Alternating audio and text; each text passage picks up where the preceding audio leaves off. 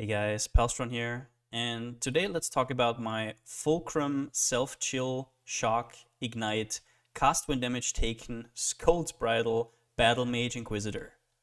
Just as the build name suggests, this build is quite the mouthful, with a lot of spicy and fun interactions, culminating into a beast of a build mostly specializing in speed farming maps. Usually self-chill builds rely on the Maligaro's Restrained unique belt, coupled with the Winterheart unique ring and the medium cluster notable Cold Conduction to reflect chills from enemies back to yourself and reverse them, but this build only needs the Winterheart, therefore unlocking some more potential passive tree points and most importantly, a free belt slot. As most of my fellow mappers out there will know, the belt slot is absolute premium when it comes to speed farming maps, and this was one of the biggest reasons to go with Fulcrum in the first place. None of the footage you're seeing uses either Headhunter or Torrent's Reclamation for speed, but just know that using either of them would make what you're seeing look slow in comparison. More than that, the Fulcrum staff also has some incredibly strong and synergistic stats, while also providing big physical weapon damage to use with the Battle Mage notable of Inquisitor to enhance our spells even further. Other than that, there is a surprising number of benefits to reflecting ailments back to you, and the downsides can be disposed of quite easily, as I will show. Scold's Bridle comes in to round out the build as a tool to passively create blades for our Blade Blast to explode, since having to do that manually would otherwise go against the speed motto of the build.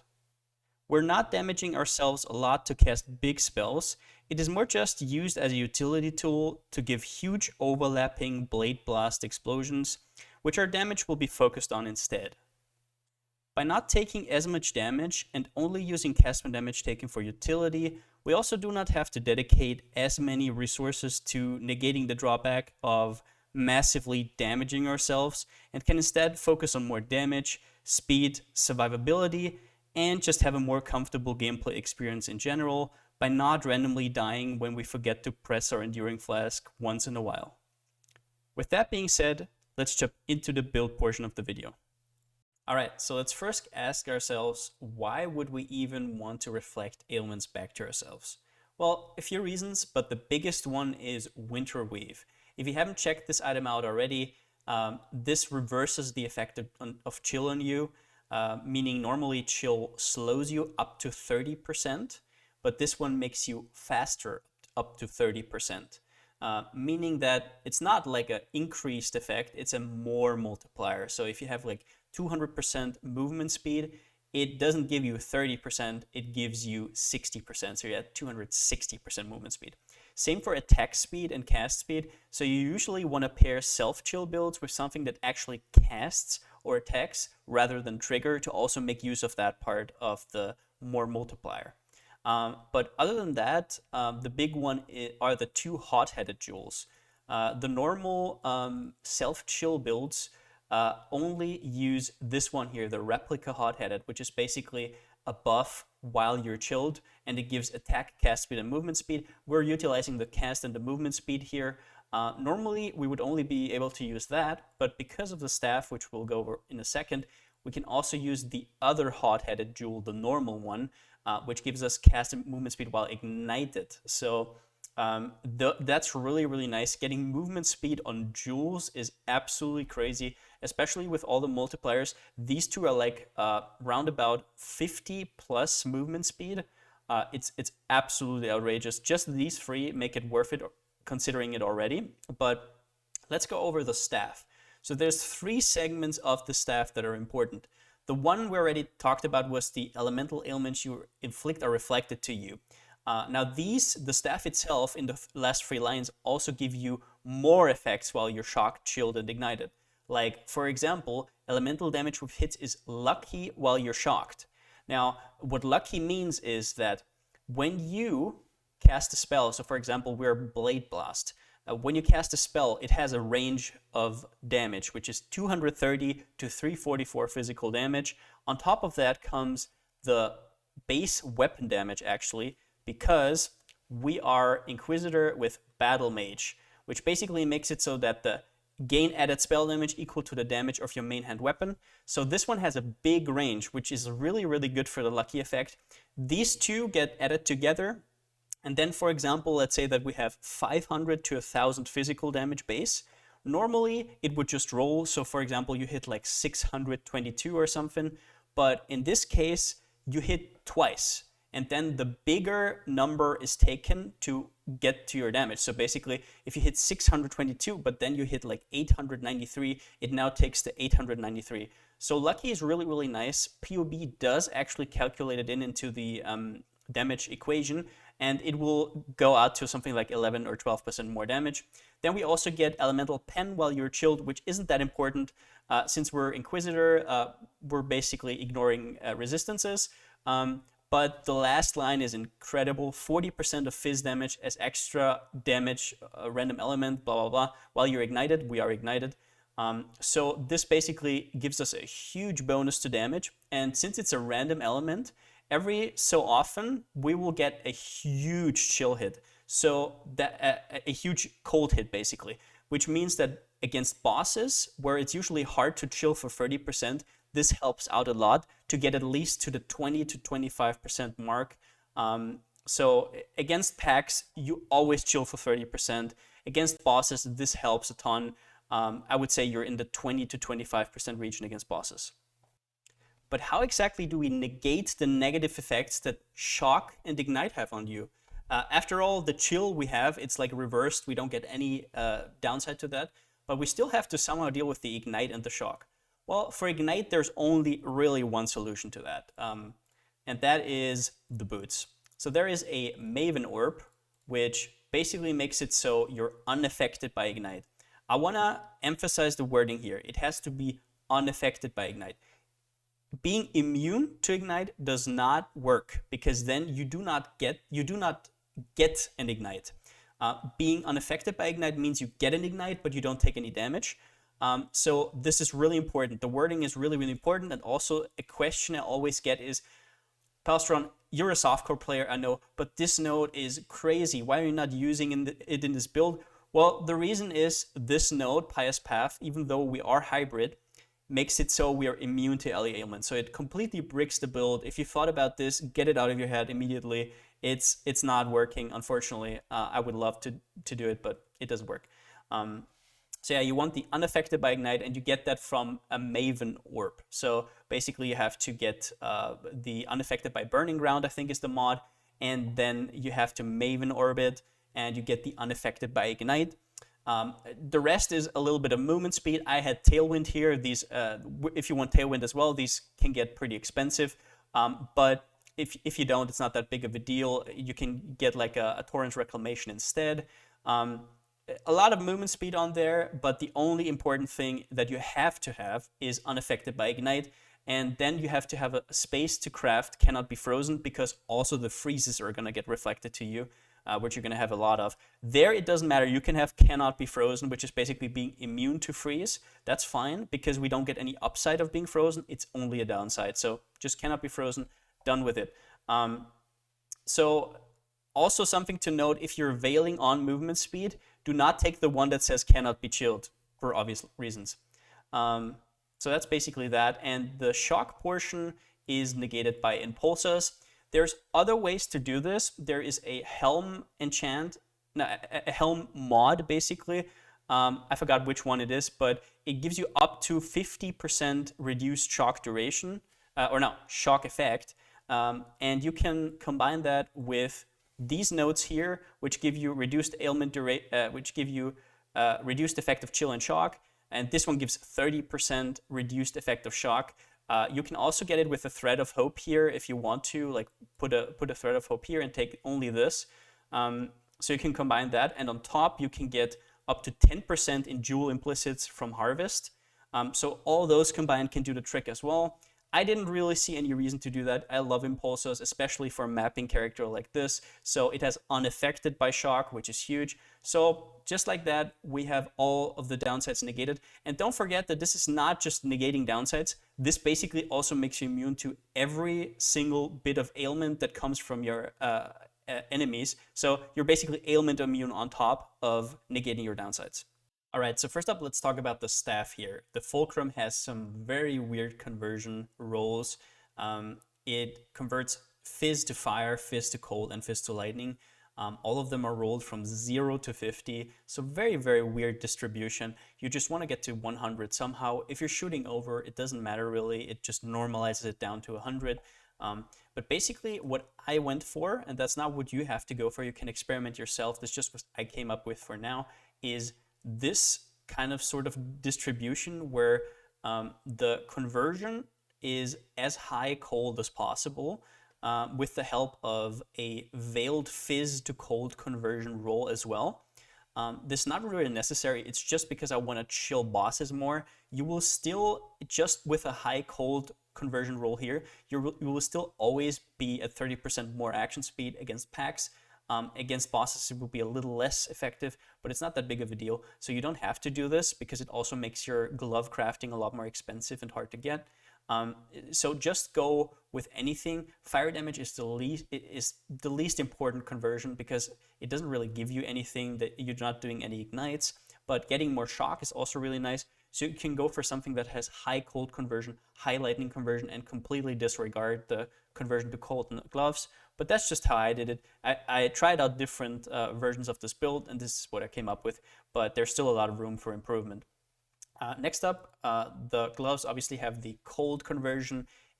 If you have a different staff, either you can craft it on if 25% is enough, or you have a better divine. I don't know. It doesn't really matter. I just went for call here. These are pretty expensive, but most of it isn't really that important on it, other than the conversion. Now, the Scold's Bridle is basically there as utility. You're casting Blade Blast, and what you're doing with this is you're triggering 4 cost when damage taken setups with separate setups of Blade Fall, Ethereal Knives, and Blade Vortex. I will go into why it's 4 setups in the gem section, but basically those are just there to create blades. For your Blade Blast, they get consumed, and the nice thing about Blade Vortex is it gives you more AoE. So those we will talk about in detail, but that's why the Scold's Bridle is here. And it's actually really, really easy to negate the damage you do to yourself. It's not much damage you take. It's like the mana cost is like 68. So you almost don't see it, but the huge thing is the Watcher's Eye. Now, the third mod, the Hatred mod, does not matter at all. The cold damage doesn't do much for us because we're scaling Fizz, so this doesn't scale anything. But the first 2 mods are really, really good. Energy Shield gained for each enemy hit, and Life gained for each enemy hit. We have a lot of things going on the screen, a lot of hits. So just 1 or 2 hits already negates everything that Scold's Bridle does. So that's really, really nice. We will also go in, basically the Glorious Vanity is the nice thing here. So I will go over this right now because this gives us Corrupted Soul. Now the thing is, if we're casting, basically, so usually you would take this so you have nice usage of your life and your energy shield. Both get the same amount of damage, so both of your regions are active, both of your leech is active. Really, really nice. 50% of non-chaos damage taken bypasses energy shield is always an upside, or most of the time is an upside. But it also works for Scolds, so when you're damaging yourself, you take half from life and half from energy shield. So what that means is, from the Watcher's Eye, both parts are always there. The life gain on hit and the energy shield always both go in tandem and help you sustain. So those are these 3 items. Next up, let's go over the boots. Boots, like I said, only unaffected by Ignite is the most important stat. You need this, otherwise you're going to kill yourself, basically. Cannot be frozen is the next most important mod, and then everything else is whatever. Get as much movement speed as you can with your budget, and that's basically that. The belt slot is a little interesting. We do not need Mulligar's Restraint. I just have it here for show off. We can use the big boy belts if we want to. So if you have a Headhunter, I don't think I have to tell you to use it, but if you don't, Torrent Reclamation is actually really, really good in this build, because not only does it give you more action speed with the Summon Greater Harbinger of Time, it also gives you cooldown recovery rate, which means that our cast when damage takes are going to trigger more often, meaning more blades. It also gives you attack and cast speed, which is really nice.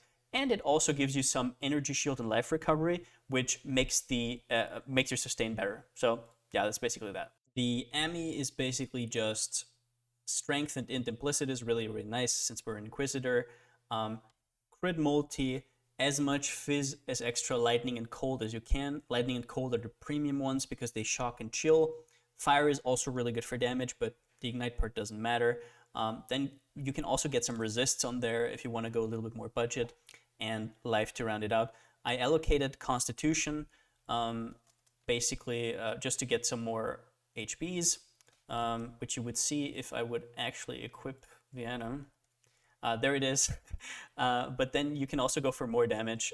Divine Judgment is a really nice budget option because Constitution does need 2 golden oils. You would have to spend an X on your amulet, which is a little bit annoying if you're like going for a budget amulet. You don't want to spend an X.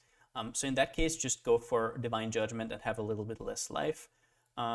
As for the ring, I made this one myself. I basically just awaken or orbed the life gain on hit for spells and the mana gain on hit for spells. You don't need the life gain on spells if you already have the Vitality mod. I just wanted to go overboard on sustain. I really like it. And the mana gain on hit is actually really, really good because it makes you sustain in maps easily. That plus Cinder Swallow Urn will basically ease all your mana usage. If you are somebody who bosses a lot, first up, I wouldn't recommend this build if you're doing like Uber Elders all day or whatnot. That's not what this build is made for. I'm sure you could make a different iteration of it that would, but I wouldn't recommend it in this state. But what you can do if you occasionally do like Guardians or whatever, is you can put in a Enduring Mana Flask because that will help you out a lot. Against single targets, just this mod alone is not going to cut it. So basically do that. Also, Impulses, absolutely great for mapping. Gives us the unaffected by shock, gives us some damage, gives us some effective shock, which can also be really, really nice. If you want to go big with this, you get +2 AoE gems or +2 gems in general, and you will do even more damage. As you see, I haven't invested that much into the build yet, other than these 2 rares, so there's still a lot of room to grow. But yeah, that's pretty self-explanatory. Winterweave, also really self-explanatory. As for the jewels, I'm usually running Headhunter when I'm not making a video. So I have like res here, a lot of res. It's basically to not have to get res. But if you're not using a Torrent Reclamation or a Headhunter, you can just go for res here, and then you just throw on as much crit multi as you can on these jewels. I just went for life resistances and any other force stat I can find that does anything. But yeah. And also for flasks, I guess, let's quickly go over the flasks. So we are using Cinder Swallow Urn. Enemies are always ignited, so this gives us a nice movement speed boost. It makes it so we're not stunned, which doesn't really matter. We don't really get stunned, but it's nice to have as well. And we get life, mana, and energy shield recovery while we're killing stuff. Also Onslaught, pretty much a no-brainer. Taste of Hate, absolute no-brainer in this build. Gives us more cold damage to chill for more effect. I have a Alchemists of Adrenaline, makes us faster, zoom zoom. Aziri's Promise, really nice. It's our only way of leeching. We don't really need leech because we have the gain on hit, but it's still nice to have, and some Chaos Res is always nice in hybrid builds. Also, the more damage, obviously. And the Diamond Flask is nice to have. Depending on how good your gear is, you might actually be fine without a Diamond Flask because we're Inquisitor and we're getting this node here, which is insane, absolutely crazy. But it's nice. Diamond Flask is nice because it makes our Inevitable Judgment even better. So yeah, there's that. Yeah, so that's basically it for the items. Next, let's go over the Ascendancy. So we are a Inquisitor, and we allocated this Instruments of Virtue here, which gives us Battle Mage. Now, how Battle Mage works is basically the flat damage you see, the physical damage part, gives us flat damage to our spells. It is not the DPS that matters, it is the flat damage, because the attacks per second doesn't matter, it's just this third line of the staff that matters, and this gives us a huge boost, especially considering that we're triggering a lot of low-level spells, just so they are more easily triggered, but they get the full buff. So no matter what level a spell is, it still gets the full damage effectiveness from this. So if like a spell had like only 100 damage and you're adding all of this damage, that's like 300% more damage. But if you had a fully level gem the effectiveness is obviously less percentage-wise. So this just Battle Mage alone is extremely good with this build, and it actually makes our small trigger spells that are usually only there to just give us lingering blades actually deal damage. You can actually off-screen mobs with Bladefall and just deal with them. EK does actually damage. So Battle Mage is just crazy, and it's the #1 reason why I wouldn't really go Elementalist with this. Elementalist does have the really, really nice node with 40% chill. It's awesome. It makes it way easier to chill at bosses, but this is just way too good in this build. Righteous Providence is huge, especially for hybrid builds where strength and intelligence actually give you something in flat life and percentage ES. Stacking those is actually not worthless, and on top you get the increased crit chance. In this build it's somewhere around 300, can be even more if you have better gear. Absolutely crazy node, and on top of that we have Inevitable Judgment, which makes it unnecessary for us to have any pen anywhere. It makes gearing a lot easier. Just makes the character overall very smooth, and I love this node because you can completely ignore Elemental Equilibrium and the increased res mods on maps. So just absolute premium as always. And then just to round the build up, Augury of Penitence, less elemental damage taken, really nice, a more multiplier. Overall, really, really solid Ascendancy. All right, now the beef of the build, the cast when damage taken setups. We have 4 divergent cast when damage taken setups here. And basically what we're doing is we want 2 level 1 setups, which trigger Bladefall and divergent and anomalous ethereal knives. Here's the thing. You want a level 1 and then a level 3 setup, and I will explain why. So these are very low level. They get triggered when you hit about 460 damage or something. It doesn't show here, but obviously because it's divergent, the quality takes it down a notch. So what will happen is usually, let's put them in here real quick so I can show it off. I think I have to put the full ones in because otherwise we don't take enough damage. So let's say usually what would happen is we wouldn't take enough damage to cast it constantly. So we cast once. You see this one costs 62 mana. We cast it once, nothing happens. We cast it twice, something happens.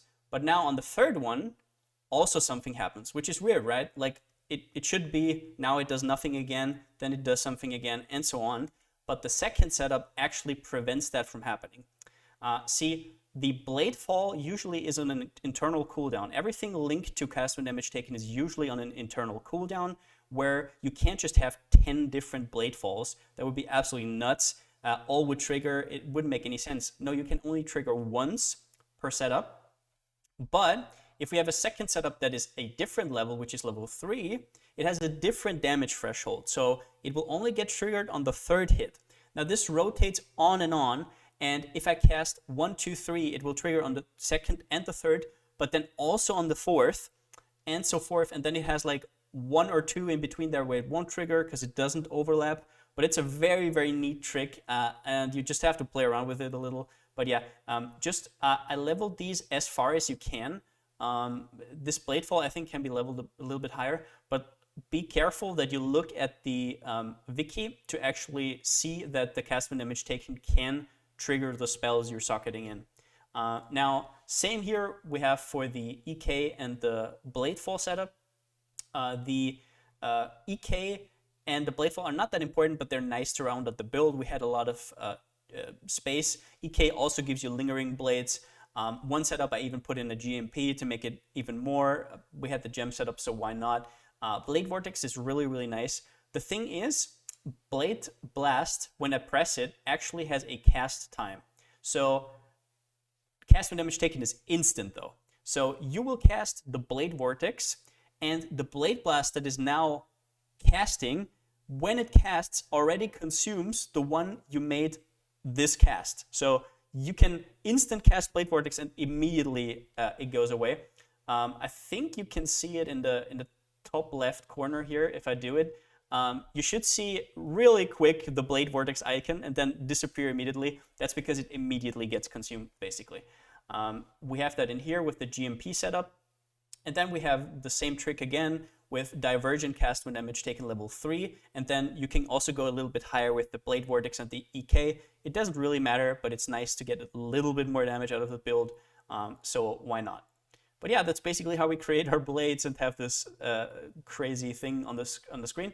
I'm also using Flame Dash. We could do some fancy setup. You could remove like GMP and go for less duration or something, but since we're already moving so fast, we don't really need Flame Dash other than for like, I don't know, for some weird situations where we can't get over something. So I just put it in there for convenience. You don't have to. The aura setup, we need Discipline to get the Watcher's Eye mod that gives us energy shield on hit. I put Vitality because we need the life gain on hit. This is obviously also nice for defenses. As you can see, if we're fully up here, we have like 2.2 KES just from the Jewel, the Glorious Vanity, and the Discipline. Vitality here is just level 1 because we don't need more.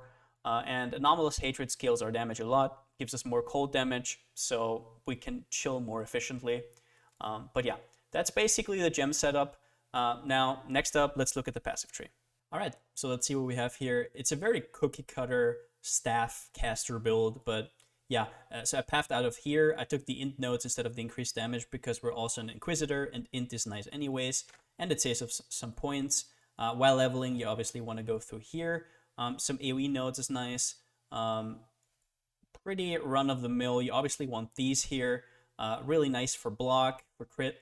Then you go up here, more crit, more AoE. AoE in this build is really, really important because with Blade Blast, AoE is actually more damage because you get more overlaps. But with the Blade Fall, you want less AoE, which is also why we're using the Spell Cascades, which I think I forgot in gem section. But yeah, I'm using Spell Cascades. Now I have Woke Spell Cascades just because I had the monies. If you don't have the Woke Spell Cascades, these are just like your trigger setup, so it's not that important. But other than that, we have one large cluster jewel, which has the only important one here is Sadist. This is incredible because you are chilling, igniting, and shocking enemies. So this is always on 60% increased damage for you. Then I also went with Inspired Oppression. It's just really, really nice because you, while mapping, you will always freeze and shock an enemy. Even against bosses, you will get this mana regen a lot.